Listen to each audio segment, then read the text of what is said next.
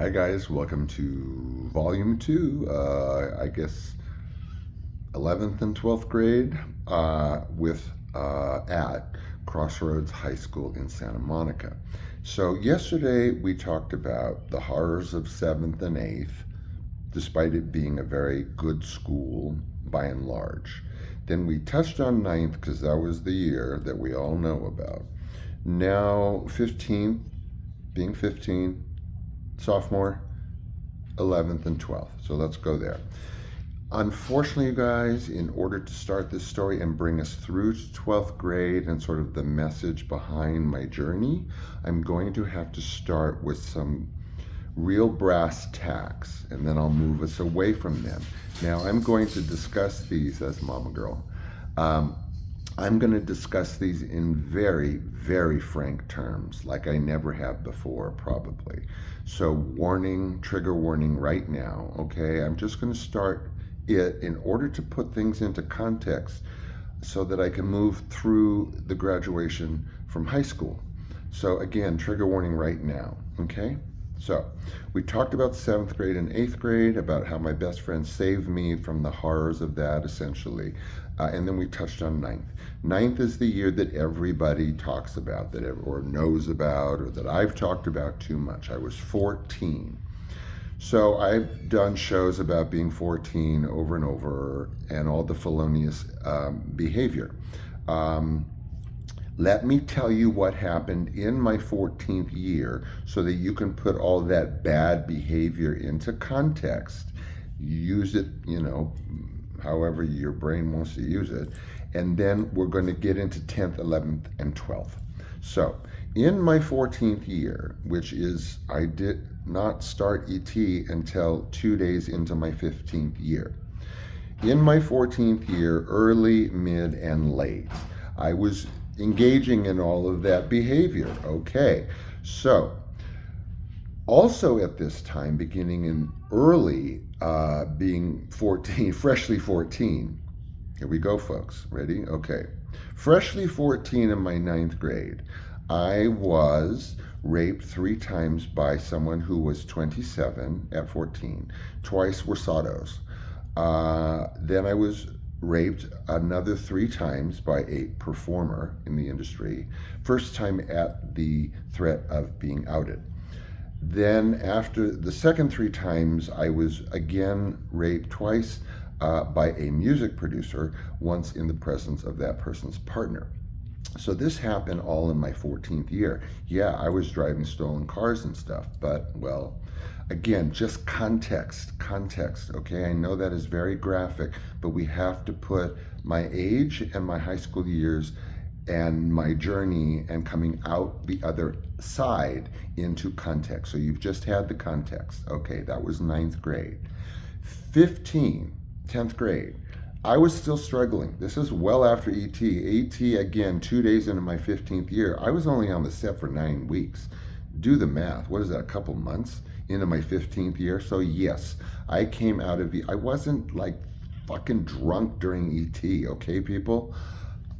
Except my fans. I'm truly sorry for using that language to my fans. Anyway, if I call stuff stupid and things like that, I don't mean the movie. I mean the scenarios. Okay, know that, my fans. I love you. So the 15 coming out of ET I was still struggling. I was not like felonious and wild like I was at 14 prior to ET. But after those couple months on ET, 3 months, yes, I was still struggling. I was smoking a lot of pot. I was drinking. I was not doing the things that I was doing at 14. At that age, I didn't care. You know, like in the movie, when they started making the Star Trek remakes recently, and Kirk in the beginning of it is like this wild, like 13-year-old, like friggin' booking through some salt lake and helicopters are chasing after him. That's the way I see my 14th year, because get what happened? He became captain of the Enterprise. So I'm still struggling in 15. Now, getting into my 15th year, sophomore, something beautiful and amazing and life altering happened to me which sucked up my sophomore year, and I can't talk about it because it's a whole chapter of my book. People think my book is some kind of kiss and tell, slash and burn. Yeah, the prologue's pretty brutal, but that's all anyone's read except for a few. And it's actually all about emotional impact. I think I used the F word like twice. There's nothing graphic in it at all. And yeah, a few names are mentioned, a couple well known, a few like hardly known. But anyway, so then I pull out of my 15th year with that beautiful tragedy that occurred.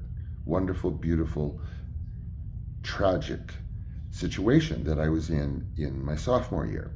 So I pull out of that, read the book, and I am now junior, senior.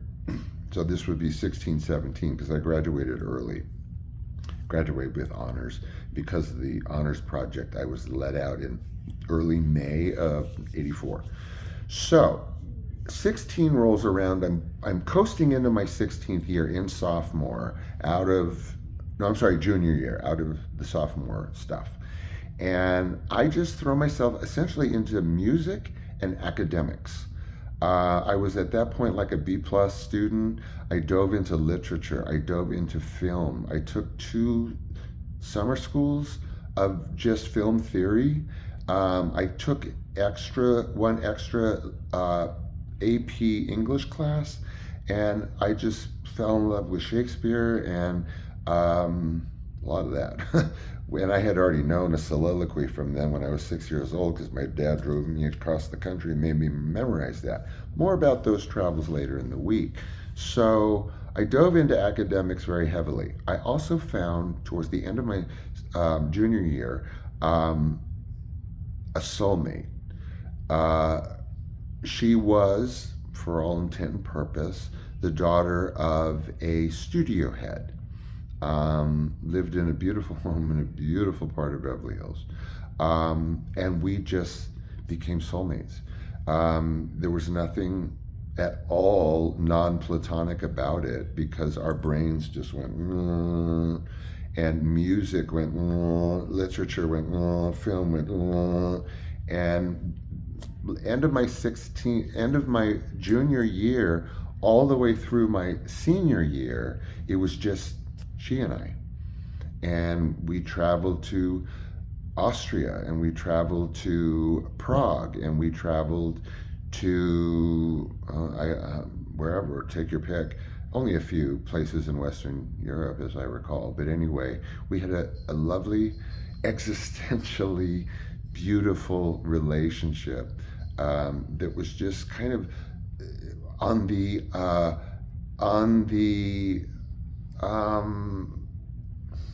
how can I say this? It was the event horizon of what would become me and who I was. And it was the better part of that event horizon, maybe the outer layer of that event horizon. So thank you, my love. You know who you are. She's a very successful novelist now, with plenty under her belt, living a lovely life in a lovely part of the country. Her sister is a dear friend of mine because she and her family, I just fell in love with throughout that senior year. And the reason I was able to graduate with honors after all of that sort of AP work and graduate early is because of a movie that I made from scratch with this young lady. We were given an assignment in order to do this communications project, in order to graduate with honors early, the task of making a film from scratch, 8mm film. And this was done from scratch. It starred my dad. It starred a Scream Queen actress by the name of Lenore Zann, who left the industry. It starred a guy from my high school, and it starred a Clairol model that we cast. And this film was a black and white film. It was very, very deep, intense, dark, bizarre film. And it's been lost. It's gone forever. We don't know where it went. We stayed up for 3 days editing that film. Back when you taped pieces of celluloid together with clear tape, ran it through the moviola to see if it was taped together correctly, and then taped the next two pieces together for 72 hours so that we could both graduate with honors. So we did. It was beautiful. That was another beautiful time. And then there was also a difficult time because when I got my license, halfway through getting my license and through, of course, my senior year, I struggled with a lot of things, as we know, many of which were promiscuity. But that time between that beautiful sophomore year and that time that I met my partner when I was 20, who passed away, it was a very ambiguous time for me. So anyway, that was what was supposed to be 11th and 12th grade, and that was a huge context for those years. And I did not mean to spring that on you. I usually give a warning, and I certainly don't post this teaser necessarily, unless it's kind of the what they used to call GP. Can you believe that? General Public 13 or whatever, then turned into PG 13. Whatever. So anyway, that's supposedly 11th and 12th. And again, I'm sorry if I didn't give enough heads up to folks that really wanted to watch it, but then thought they may have heard some words they didn't want to hear tonight. Okay. And the only reason I do is because I love you guys. You four people in my living room that I talk to every night are like, I guess, a billion per those four people. I don't know. Okay, so I love you for putting up with all this stuff that has gotten me in so much trouble. I guess, being bad in ninth grade is something you shouldn't do if you want to be in the film industry. And those other things coming from a broken home, mixed with all the stuff in my book, I think you'll probably understand by the epilogue, all of it. Okay, so take care. I'll see you tomorrow. And I guess tonight, don't do anything I wouldn't do. Isn't that the way you say it? Who the fuck cares? I'll see you tomorrow. Bye.